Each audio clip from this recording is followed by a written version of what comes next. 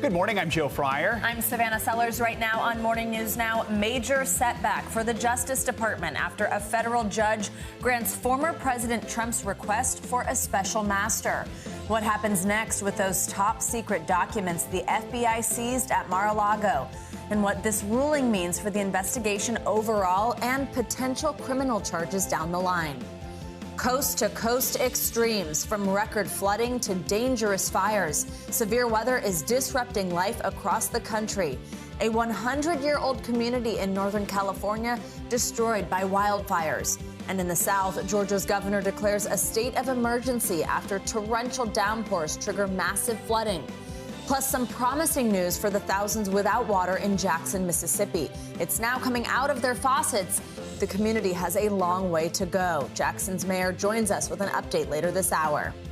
New chapter for politics in the United Kingdom. Conservative Liz Truss becomes Britain's next prime minister as Boris Johnson steps down. What to expect from her new government, and why Britain's new leader will be breaking a long-standing tradition with the Queen today.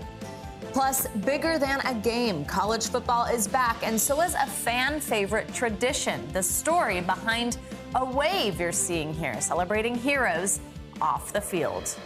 Bring you that sweet tradition a little bit later this hour. Good one. Good to be back together. Also, after Labor Day, we begin, though, with the new developments in the clash between former President Trump and the Justice Department over those classified documents. A federal judge in Florida has granted Trump's request for a third-party arbiter known as a special master. That person will review the sensitive materials seized from the former president's Mar-a-Lago estate. Once appointed, the special master will screen for any documents protected by either attorney-client or executive privilege. It's a major setback to the Justice Department, temporarily blocking parts of its criminal investigation. We are covering it this morning with NBC News Justice correspondent Ryan Riley and legal analyst Danny Ceballos. Good morning to both of you. Ryan, we'll start with you. So in that ruling, the judge, Aileen Cannon, a Trump appointee, talked about the unprecedented nature of this search. She wrote that as a former president, any indictment that relied on materials that should have been returned would result in, quote, reputational harm of a decidedly different order of magnitude.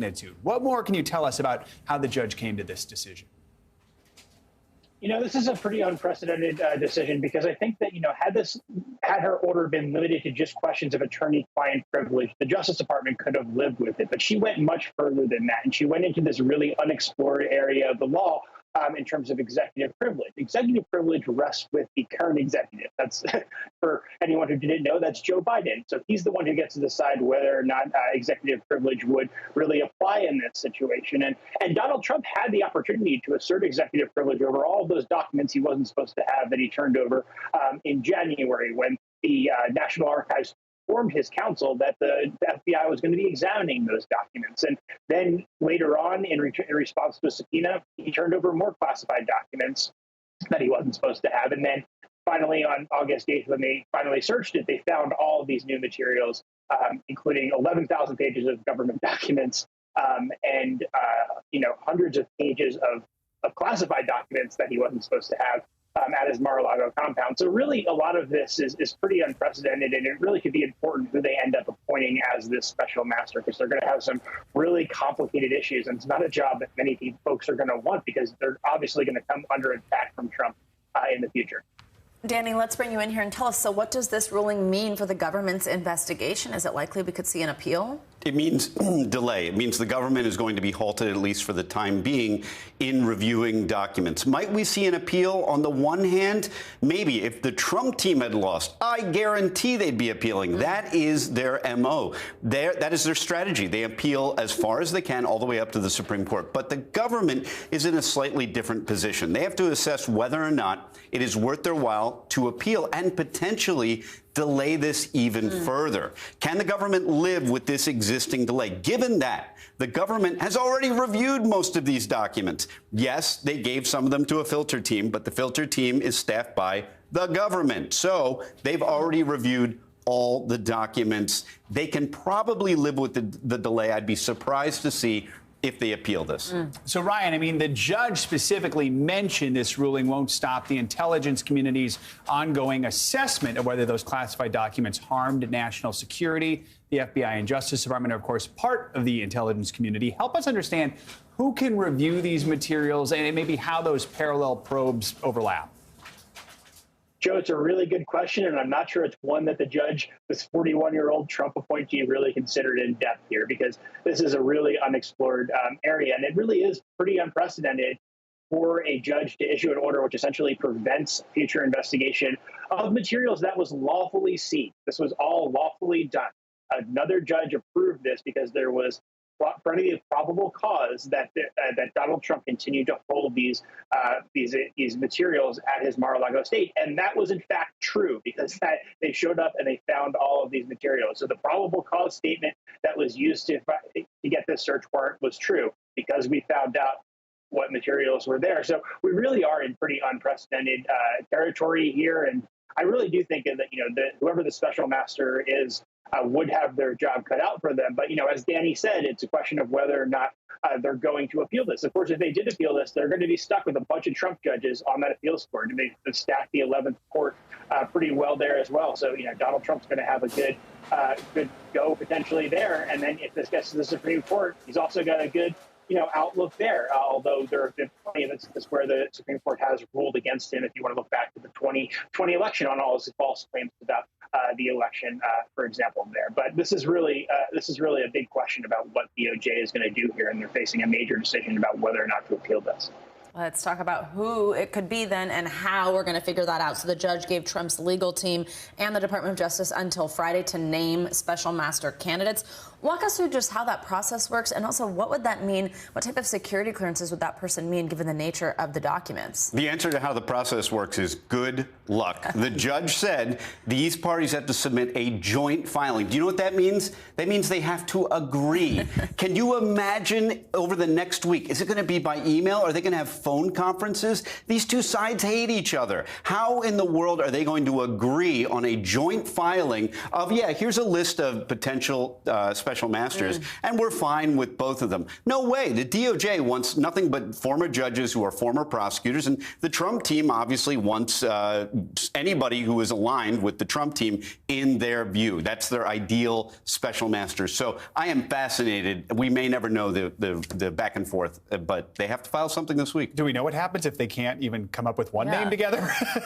That is a possibility. Yeah. I can see them getting to Wednesday and saying, and putting in a filing, essentially, Your Honor, we give up. Yeah. We just can't seem to agree on a list. I expect they'll come to an agreement, but I hold out hope that we'll see that filing, because that would be really interesting. All right, Danny, Ryan, thank you both. Appreciate it. Very interesting. Thanks, guys. All right, now turning to severe weather along the East Coast, where heavy rainfall and severe flooding brought a halt to Labor Day weekend celebrations for millions of people. These are just some of the images from this weekend's storm. Cars in Rhode Island were submerged along this highway near Providence. And in Georgia, the flooding caused severe damage to the water system in Somerville, prompting officials to issue a boil water advisory. There's a little bit of good news in Jackson, Mississippi, though. State leaders say they're one step closer to getting clean water running again. 7 days later, I'm very happy to report that we have returned water pressure to the city. The tanks are full or filling. There are currently 0 water tanks at low levels. We'll have more from Jackson when we speak with Mayor Chokwe Antar Lumumba coming up later this hour. As the East Coast recovers from a weekend of severe flooding out west in California, firefighters are battling several deadly wildfires. At least 2 people were killed in the Fairview fire, which began 80 miles outside of Los Angeles on Monday. Comes just days after 2 people were killed in the Mill fire, tearing through the community of Weed in Northern California. The state has been facing an elevated risk of fire weather, with several more days of record high temperatures ahead. Captain Robert Foxworthy joins us now. He is a public information officer with CAL FIRE. Captain Foxworthy, thank you for joining us. We appreciate it. We mentioned there are a number of fires burning throughout the state right now. What are the ones that concern you the most? So, obviously any fires that are burning in a populated area and affecting the public are the ones that are the most concerning, right? We have a list of priorities, obviously life safety being number one. So any fires that are affecting the public and individuals, those are the ones that are up at the top of the priority list. California, we know, has been dealing with these record high temperatures, heat that fuels the fires, but it drains your firefighters. I mean, what kind of toll is this taking on your team? And do you have enough firefighters right now to get all of the fires under control? So currently we're in our peak staffing. So we're staffed up at CAL FIRE with all of our engines, crews, dozers fully staffed and ready for the season. Obviously, these longer, more intense fire seasons do have effects on the crews. This is what we train for, and this is what firefighters get ready for year round. I would be lying if I didn't say that these continued fires are tough on the crews, but it's what we train for and we're ready for. Over the past decade, we know the wildfire season seems to get longer and longer each year. The conditions seem to be getting worse and worse. I mean, fire season is basically year-round now. Help us understand the behavior of these fires, how that has changed, what it is you're seeing on the front lines. I've been with this department for over 20 years, and I can very easily say that fires have changed since I started back in the early 2000s. Our seasons are getting longer. It's actually not even a fire season anymore. I'd now consider it a fire year, just for the fact that at least somewhere in the state of California, we can have a fire happen at any time of the year, no matter when it is. So even up in far northern California, where they used to be shorter seasons, they're getting longer. Any time of the year we could get a fire.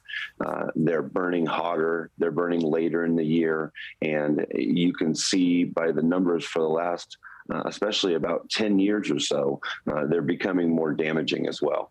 All right, Captain Robert Foxworthy, we're thinking of you and all of your crews out there. Thank you for taking a few moments to speak with us. We appreciate it. Thank you. Now, that threat of flash flooding continues for part of the country this morning. For more on that, let's get a check on your Morning News Now weather. Michelle Grossman is with us. Hey, Michelle, good morning. Hey there, guys. Good morning. The weather extremes continue today. We are watching flooding this morning, heavy rain falling in Boston, Philly, also D.C., New York City. You're going to see heavy rain as well. The rain is falling there. We're looking at heavy rain falling where you see the brighter colors, the yellows, the reds, the oranges. That's where the heaviest rain is falling. And we do have a flood watch for many of us this morning. 50 million at risk for flash flooding throughout this morning. So it's going to be a slow commute for many of us as we go throughout the day today. And that flood watch is all the way from portions of New England throughout the Northeast into the Mid-Atlantic. Where you see this little red box, we are looking at a flash flood warning. So portions of Connecticut, also Pennsylvania, right near Philadelphia, you are included on that. We're going to see flooded roadways. We had the flooding yesterday in Providence, Rhode Island, where 7 inches of rain fell in a short amount of time, about 3 hours. So we saw some stranded cars. People had to get on medians to get out of the water on I-95. And that is the risk once again today. So a flash flood risk where you see the darker blue, that is a slight risk. That's the likeliest spot of seeing some flash flooding. That does include Boston, includes New York City. It also includes Charleston, West Virginia. So the Appalachians, we could see some flash flooding as well. Your rainfall forecast, 5 to 8 inches of rain. This is beneficial rain. We are in a drought in many of these spots, but it's coming fast and it's furious, and that's a problem. That's what happened yesterday, and that's what we're seeing with these storms, where we're seeing heavy rain falling very fast. So here's the setup, a slow-moving system lingering throughout the day.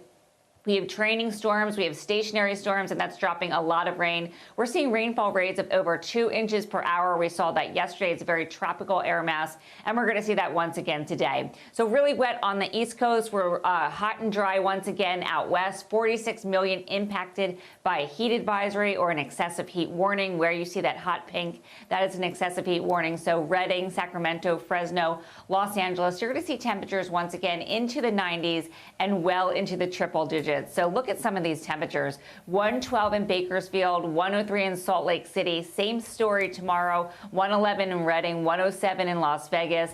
And this extends into Friday, into the early part of the weekend. And then we get a little bit of relief by the second part of the weekend. But Denver still warm Wednesday, Thursday. We're looking at temperatures near 100 degrees in Phoenix, into the triple digits. So you guys, it's still hot there. We're looking to see this heat wave continuing at least for the next 4 or 5 days. Just no relief for the West. No. My goodness. No, Yeah, wow. I know. Right. Thanks, Michelle. And now to Uvalde, Texas, and the start of the new school year. Children are returning to their classroom this morning for the first time since the tragic mass shooting at Robb Elementary School in May.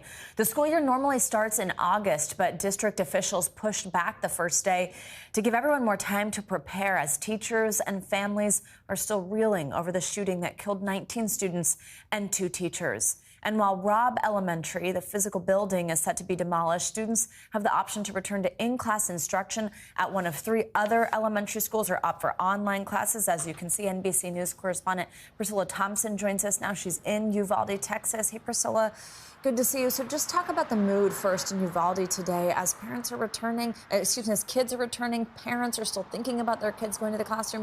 What's going on there in town? Savannah, good morning. There's certainly a lot of anticipation and fear and anxiety around this first day of school. You mentioned the mood here. It's been interesting. I've been here the past several days, and on one hand, you see this community rallying on Friday night as the football team won their home game, and at the Labor Day parade on Saturday, you see kids and parents smiling. But belying all of that is this incredible grief and loss that still remains. And I had an opportunity to speak to some of those parents and grandparents of students who will be returning at that Labor Day parade. And what I heard is that they are worried. They're not sure that the new measures that are being put in place here would prevent this from happening again. At the same time, there are a lot of parents who are saying their kids need to be learning in a classroom. They need that social interaction. And so they want to see if this is going to work. Take a listen to what one parent told me. We went to school to meet the teachers, and we saw a lot of state troopers out there. Hopefully it helps, you know, and I heard they have 6 or 8 troopers at school now, plus police, so hopefully things get better. Hope to catch up soon. And so there is some optimism, but there are also more than 130 families here who are opting to have their students learn virtually, saying that it is simply too painful for them to return to the classroom right now. Savannah? Absolutely. We're going to talk with the family in just a moment who feels that way. I mean, Priscilla, this is clearly a very difficult day, and I would imagine it can bring back a lot of trauma from that tragic day, walking back through the doors of a school. What kind of emotional support is the district providing for students as they return? Absolutely, Savannah. And as you mentioned, no students will be returning to Robb Elementary. They're going to be spread out across 3 different campuses this year, and they're going to be intermixed with other students. And so there are going to be comfort dogs that will be on campus for the first 3 weeks to help those students transition and sort of get through the initial weeks of school. And the district has also been working to staff up on social workers and counselors. The goal is to have at least 1 social worker or counselor on every campus for the entirety of this school year to support those students. Savannah? And what are the new safety protocols and procedures in place for this school year to ensure the children and school staff safety? Yeah, the district has made a lot of changes. Some of that you see behind me, the 8-foot non-scalable fencing that we've seen go up around schools around the city. They're also implementing a number of other measures. There are 500 security cameras that have been put in place. They have audited the Wi-Fi and the locks on the doors. They're also going to have campus monitors who will be checking those locks on doors and on gates to make sure that those are secure. And there are also going to be more than 30 state police officers, Texas Department of Public Safety officers that will be stationed at the campuses here. And that is a bit of a point point of contention. As we know, there were almost 100 DPS officers that were at Robb Elementary on the day that this tragedy unfolded. But still, they are going to be here. They are going to be monitoring. They're going to be watching those entrances and exits, and all of that in an effort to make parents feel more secure and feel that their parents will be safe throughout the school year. Savannah? All right, Priscilla Thompson, thank you so much. We do want to bring in Adam Martinez. He's a father of 2 students who went to Robb Elementary School. Adam, we've spoken with you before, so thank you for joining us again. First and foremost, I just want to know, how are your kids doing as the school year gets underway? Well, right now they're just really happy that they're going to go virtual. That's their number one concern, is actually having to go back. When you're scared to death of something, it's really hard to worry about other things. I mean, it's not that they're afraid to go make a speech or something that we get nervous about. They really are scared for their lives. And so, yeah, that's the biggest concern right now that they have. Adam, talk to us about making that decision to do virtual schooling rather than having your kids return to one of these 3 other elementary schools that Robb Elementary students are being spread among. What were conversations like to come to that decision? Well, originally the decision was to get these safety protocols up to par and then try to get back to school. But when my son said that he doesn't feel like the cops are going to protect him if something happens, they're not going to go in, they're not brave enough, they need to get rid of those cops, that's when it became a no-brainer, because we don't want to take a risk. And even if we do take that risk, children can't learn when they're constantly in fear for their lives. Priscilla just outlined some of the changes the district has made, more officers, more cameras. But you mentioned the concern your kids have. Do you think anything would ever make it easier for your kids to return to school? Is there any way to make it safe enough where they'd say, hey, we will go back? Well, when I told him that Pete was fired because we've been protesting for a long time, that put a big smile on his face. So I think just more accountability and time as well to heal. We can build some more confidence in the law enforcement.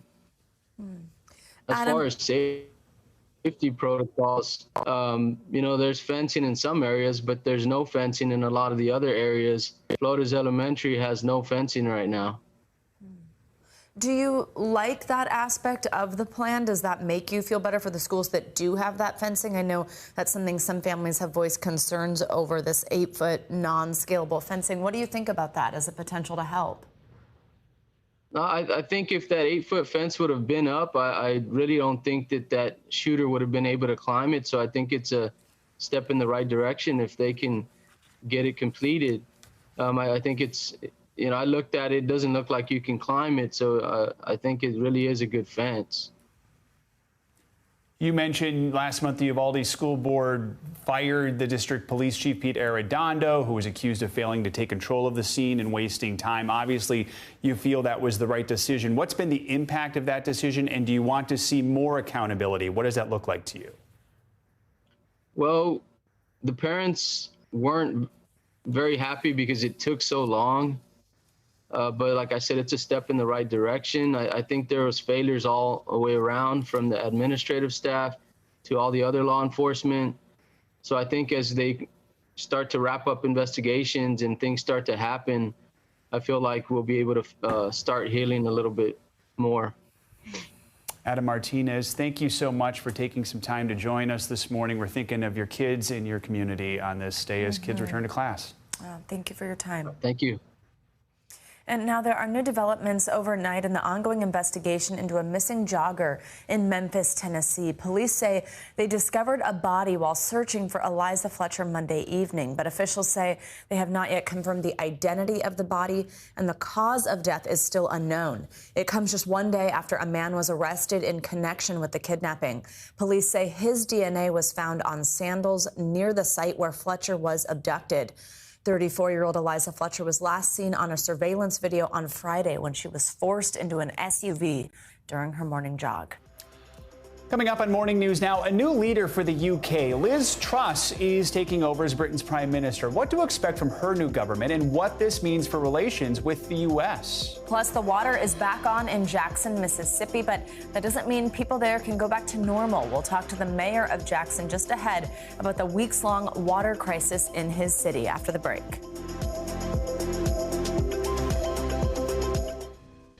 It's a big day in the UK as the country gets a new prime minister.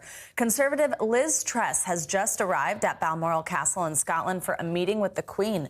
The monarch is set to appoint her as leader, making her the third female prime minister in the country's history. A little earlier, she met with Boris Johnson and accepted his resignation. The hard work will begin right away for Truss. She's facing a cost of living crisis and rocketing energy bills. And on top of all that, a new YouGov poll shows that 50% of Brits are disappointed that she will become prime minister, while just 22% are pleased. For more on this, we're joined by Dr. Leslie Mori. She's the director of the U.S. and Americas program and the dean of the Queen Elizabeth II Academy at Chatham House. Leslie, good to have you with us this morning. Thanks for joining us. So Truss is clearly stepping right into this role with a lot on her plate. I mean, her victory in the Conservative Party's leadership contest was slimmer than expected. I just mentioned this poll that suggests she's not a popular choice generally among Brits. And then there's those crises I talked about, big energy crisis, cost of living. Just walk us through how much pressure she's under from the start and how secure will she be in her job? Well, I think this is a tremendously difficult time for the UK. We've seen low growth. We see a real concern driving forward into the winter of energy prices. Note that just an hour or more before her victory was announced, we heard the news from Russia that there will be no more energy gas coming into Europe until the collective West lifts its sanctions. So that the pressure is very clear. And this is a prime minister candidate and now prime minister who campaigned on an outdated version of economics, trickle-down economics. She's saying she's going to cut taxes. It's not clear how the money will be regained and what that will do to questions of distributive policies that are going to be essential for many Britons through the winter, a very difficult winter ahead. And I think grave concerns about the economy. So she is under pressure. Those numbers were not what perhaps some people expected. But I think the real context here is how few people voted in this election, and her votes were, just over 80,000, a tiny number when you think about the overall size of the UK population. Yeah, absolutely. I also want to talk about the particular relationship between the U.S. and the UK. I mean, how do you think this will be received? Will the Biden administration be happy to have her as a partner, particularly on foreign policy issues, of course, right now, like the Ukraine war? Well, this is one area where Britain has, taken on a very significant role. It's certainly spending. It's taken a very strong line on sanctions. It's very much aligned with the U.S. position on support for Ukraine. At times, Liz Truss has taken a stronger line, perhaps less pragmatic line than we've even seen from President Biden. So there's a question mark there. There's a question mark there about to what extent Liz Truss as prime minister will want to be seen as independent as opposed to carefully aligned with the U.S. She's really wanted to set herself out as not dependent on the U.S., not dependent on Europe. And, despite this very strong stance on Ukraine, I think the broader question that's really absolutely critical for the Biden administration is what will Britain under her leadership do to really clarify and set out its relationship with Europe? The prospects are not good. She's moving forward into, what has been a very rocky relationship. We heard her comments about the French leader. And the question, of course, that is absolutely essential to President Biden is what will happen to the Northern Ireland Protocol. Will her policies unsettle the Good Friday Agreement, peace in Ireland, and ultimately get in the way of the UK really forging a strong relationship with Europe? If she can't do that, it's going to be very tricky for her to forge a solid relationship, certainly with this administration. Absolutely. Lots to keep watching for there. Dr. Mori, thank you so much for your time. Thank you. More international headlines now. Canadian police have found the body of one of the suspects wanted in a series of deadly stabbings. NBC News correspondent Ali Arouzi joins us now with that and more. Hey, Ali, good morning. Good morning, Savannah. Good morning, Joe. Canadian police have found the body of one of two brothers wanted for mass stabbings attacks that have left 10 people dead and 18 injured in the province of Saskatchewan. One of the brothers, Damien Sanderson, was found at the James Smith Cree Nation, the indigenous community where most of the victims have lived. His body was in a heavily grassed area in proximity to a house that was being examined. An officer said that his injuries did not seem to be self-inflicted. Sanderson's brother, Miles, is at large and dangerous, police say. The suspect's motives remain unknown. Both, however, have been charged with murder despite not being arrested. A suicide bomber in Kabul detonated an explosive near the entrance of the Russian embassy, killing 2 Russian embassy staff members and injuring 11 others. Police say that 2 people had died in the incident but didn't give out their identities, while the attacker was shot dead by Taliban armed guards as he approached the gates of the embassy. The Russian Foreign Ministry said in a statement that the unknown militant set off an explosive device near the entrance to the consular section of the embassy. Russia is one of the few countries to have maintained an embassy in Kabul after the Taliban took over the country more than a year ago. And finally, a version of the COVID-19 vaccine that can be inhaled has been approved by China, making it the first country to clear a needle-free vaccine. China's National Medical Products Administration approved the CanSino for emergency use as a booster vaccine. The vaccine is a new version of CanSino's one-shot COVID drug. According to CanSino, the inhaled version can stimulate cellular immunity and induce a mucosal immunity to boost protection without an intermuscular injection. So if you've got needle phobia, this is the vaccine for you. Yeah, some people would like that. All right. Thank you, Ali. Appreciate it. Now to the ongoing water crisis in Jackson, Mississippi. After going weeks without clean tap water, Governor Reeves offered some good news yesterday, announcing that water pressure has been restored in most of the city. There may be more bad days in the future. We have, however, reached a place where people in Jackson can trust that water will come out of the faucet. People in Jackson can trust that toilets can be flushed, and people in Jackson can trust that the fires can be fought. Jackson Public Schools also announced that most schools have enough water pressure for students to resume in-person classes today, but the city says residents are still under a boil water advisory. With that, let's bring in Jackson Mayor Chokwe Antar Lumumba. Mayor, thank you so much for joining us again. We appreciate it. Let's start by talking about this boil water advisory. How long is it going to be until the water is back to a safe quality to drink? What's it going to take to get there? Well, first and foremost, thank you for having me, and thank you for continuing to lift this issue up.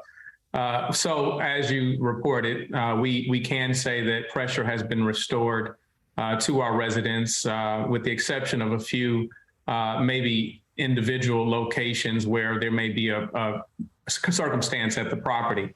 The process now is that the health department has to give the okay for testing to begin.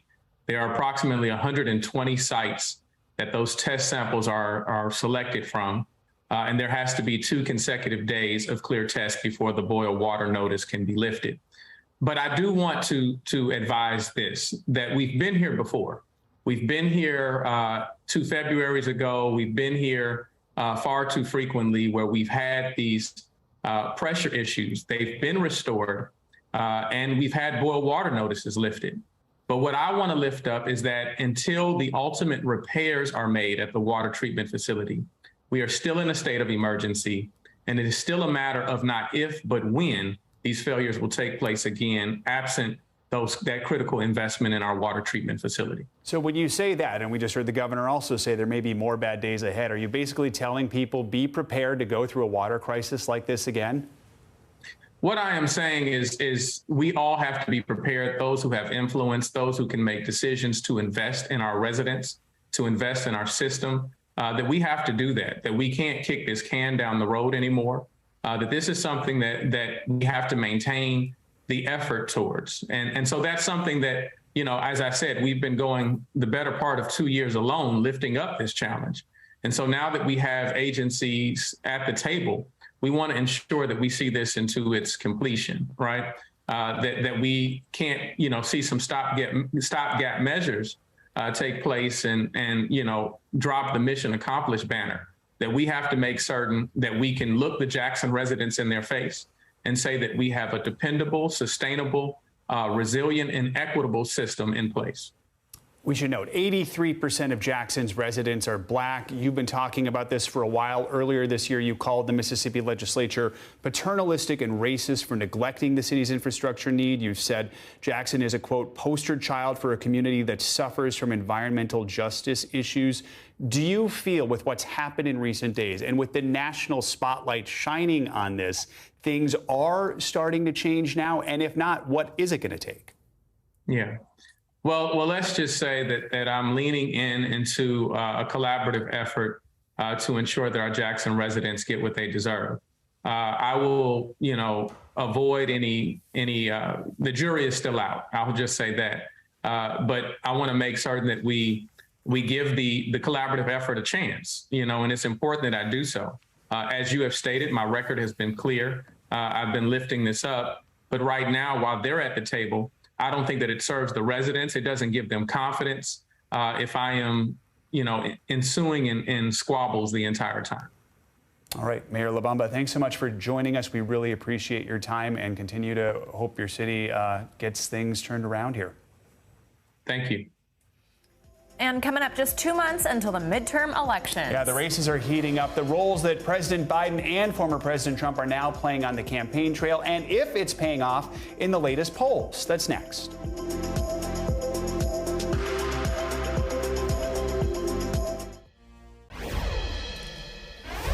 Welcome back. We are now 9 weeks from the midterms, the final stretch of the campaign season that will determine control of Congress. This morning, we're focusing on one state that could prove decisive, as it often does. Pennsylvania, a battleground with close races for both governor and Senate. Both President Biden and his predecessor, former President Trump, have visited the Keystone State in recent days, each one making the case that the other represents a grave threat to democracy.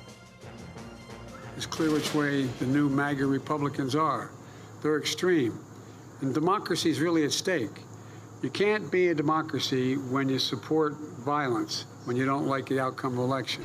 There's only one party that's waging war on American democracy by censoring free speech, criminalizing dissent. You see that happening. Disarming law-abiding citizens, issuing lawless mandates and unconstitutional orders, imprisoning political protesters. That's what they're doing. Rigging elections, weaponizing the Justice Department and the FBI like never, ever before. NBC News correspondent Vaughn Hilliard has been following these campaigns in Pennsylvania. He joins us now. Hi, Vaughn. Good morning. So Pennsylvania has been called the center of the political universe in this election cycle. So I'm sure before, remind us why this state is so important to both parties, not only for the midterms, but if we look ahead also to 2024.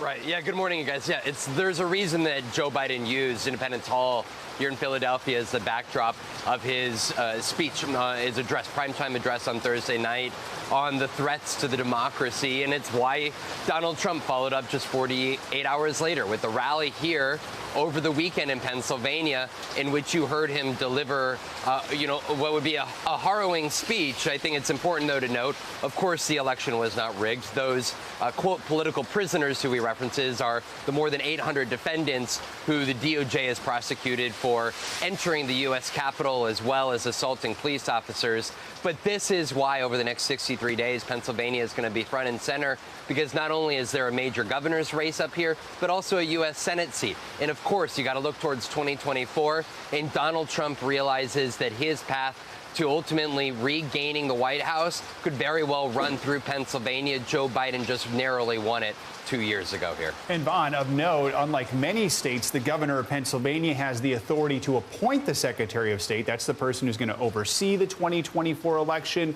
Republicans chose Doug Mastriano, a prominent denier of the 2020 election results, as their nominee for governor. He's up against Democrat Josh Shapiro, who's the AG. What should we be watching for in this race? Right. This is, I think we could contend, the most clear-cut governor's race in the country. You've got Josh Shapiro, the attorney general here, who has been running television ads focused on not only upholding, the democratic values, upholding the legitimacy of elections, but also upholding women's reproductive rights. And on the other side, you've got Doug Mastriano, who was an individual who was outside of the U.S. Capitol on January 6th, has suggested that voters in Pennsylvania should potentially have to re-register to vote. He has not revealed who he'd select to be the Secretary of State here, but he is somebody who has consistently said that Donald Trump actually won the state of Pennsylvania, despite no evidence of that being the actual case. That is where you see here, and when you look at polling, it is still a close race. But again, voters have a very clear-cut decision, and I think as you look towards 2024, this could be a big indicator about where the American electorate is in terms of what basis of facts they believe when it comes to the legitimacy of the 2020 election. And Vaughn, quickly, let's talk about the Senate. Democrats feel that Pennsylvania is one of their best shots to flip a seat. It's the one currently held by Republican Pat Toomey, but he's retiring at the end of the term. How's that race shaping up?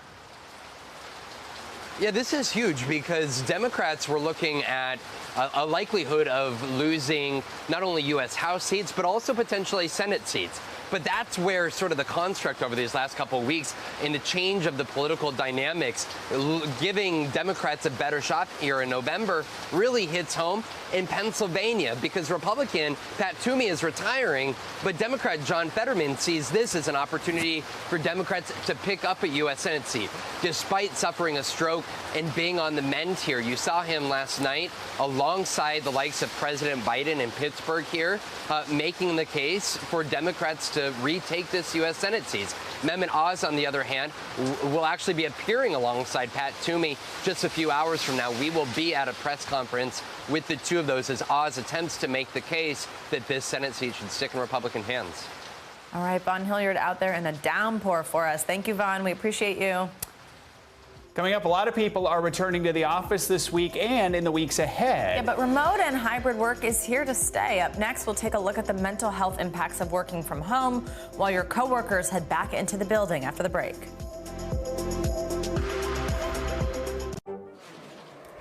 Welcome back. It is time for our weekly mental health check-in this morning.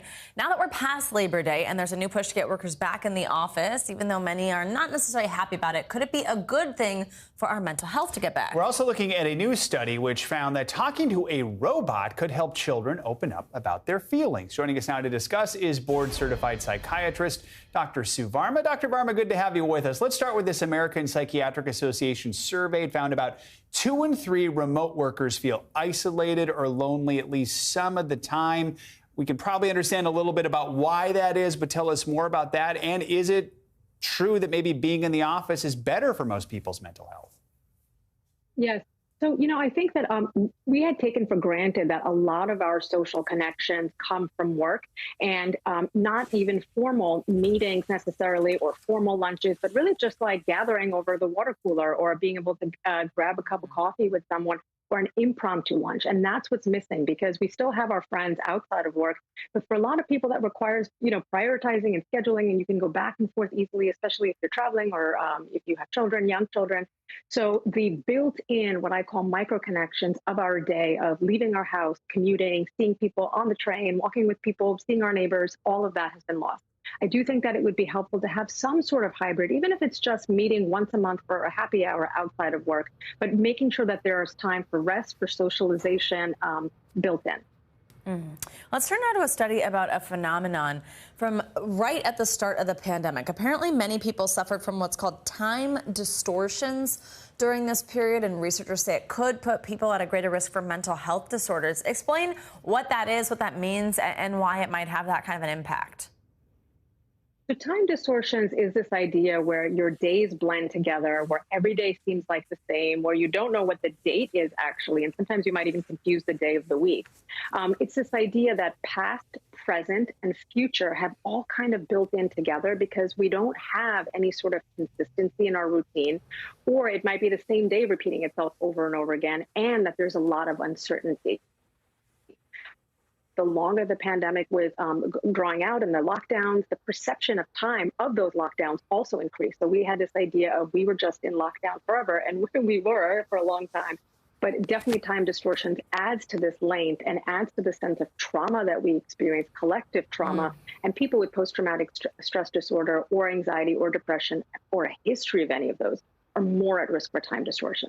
We also it sort of felt like Groundhog's Day, so I guess that kind of makes sense. Yeah, it makes total sense. Finally, we want to ask you about this new study. It found that robots could help children open up and talk about their mental health. Why is this? And I guess help us understand what these robots are, and could we be seeing more of them in the future?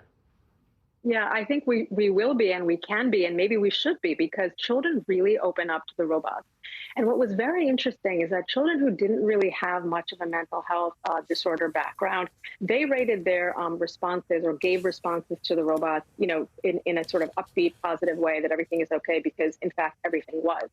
But what was very interesting is that children who had mental health disorders and who did not answer that they had symptoms, either the parents weren't able to notice it, or the parents didn't report it, or even the questionnaire that the children had to answer on the screen, the children didn't report it.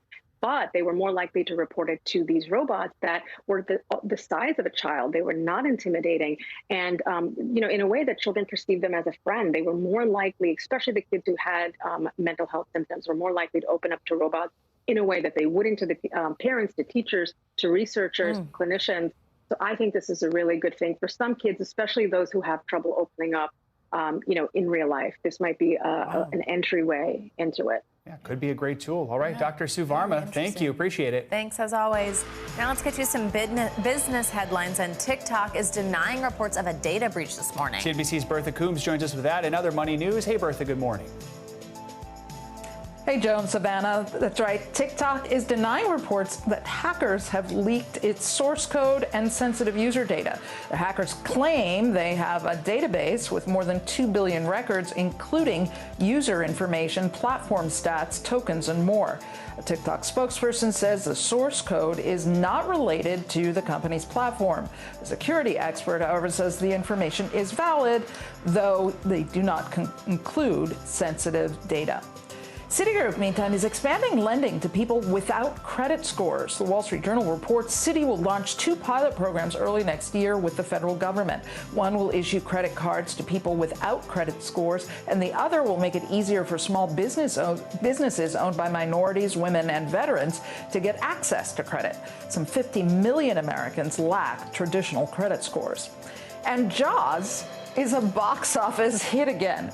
5 decades after it first hit theaters, the iconic movie about the killer great white shark played in theaters around the country on Saturday. That was National Cinema Day, with tickets costing just $3. Jaws making about $2.6 million, enough for 10th place for the Labor Day weekend. Not bad for a flick that made just $7 million back when it opened in 1975, which I recall watching kind of like this in my seat every time I heard that da-dum, da-dum.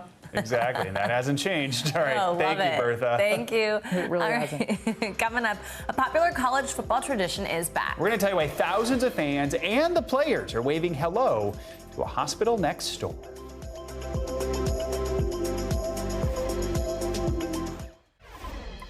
Now to the return of a fan favorite this college football season. NBC News Now anchor Tom Yamas brings us the story about one heartwarming hello in Iowa City and why this long-standing custom means so much.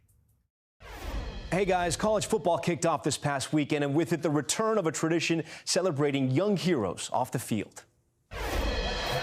It's time for one of the coolest traditions. For 70,000 fans in Iowa City, Iowa. Everybody here turns and waves to the Children's Hospital behind the stadium. Some moments are bigger than the game itself, like this one. Look, from the field at the Hawkeyes Kinnick Stadium to the stands, everyone turning to wave hello to the kids next door. There they are in the windows. You can see a mother clutching her baby and waving. And more young patients at the University of Iowa Stead Family Children's Hospital.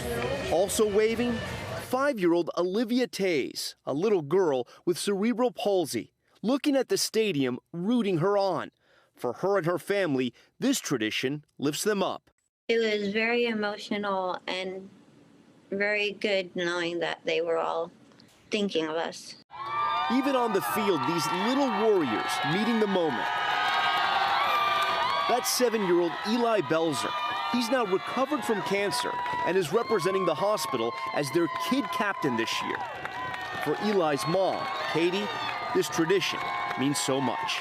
I just was overcome with emotion, like seeing the other families standing in there. I just wanted them to feel love and just like they're going to be okay. Now Eli's spreading his message to other kids. Be strong and never give up. And remember, when you hear the roar of that crowd just outside your window, fight on, because those cheers are for you. And the cutest thing, so when we spoke with little Olivia, she told us she wants to be a Supergirl when she grows up. But by the end of the interview, she said she changed her mind and now wants to be a ladybug. So sky's the limit. We wish her and all the kids there luck with whatever they dream of becoming. Guys, back to you. Absolutely. Tom Llamas, thank you so much. Very cool. That does it for this hour of Morning News Now. But the news continues right now.